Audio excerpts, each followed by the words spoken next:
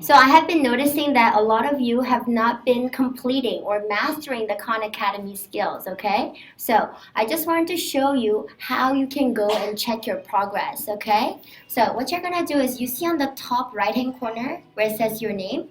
Well, mine is Choi.Princess. Yours should be last name and then first name, right?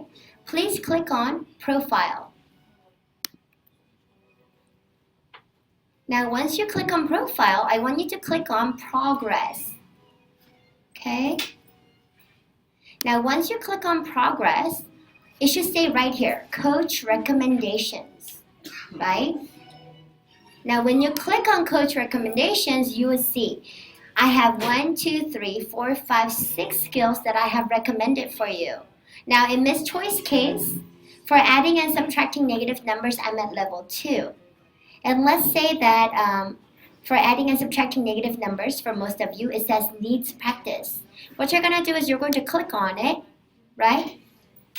And then you would see your questions right there. So, 10 plus 3 is 13, and you can go ahead and solve it right there, right? 8 plus 7 is 15, okay? So this is very easy stuff. And then negative 10 plus 9 is negative 1, right? Very simple stuff, okay? And then that should be 0, right? And then that should be negative 4. And then once I'm done, it tells me that I am done with the skill, right?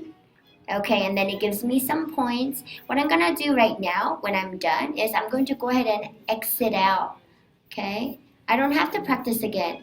Okay, where's my X? Oh no. There's no X. Are you supposed to click on learn new stuff?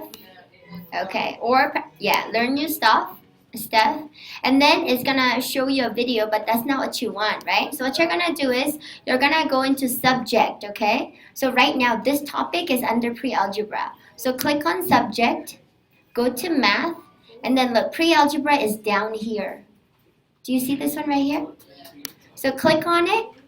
The reason why you gotta click on the correct subject is because look at this mastery challenge.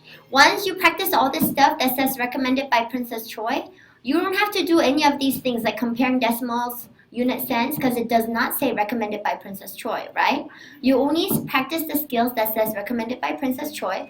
Once you are done practicing all of them, which means you gotta answer 5 questions correctly in a row, you click on mastery challenge. This is like a test.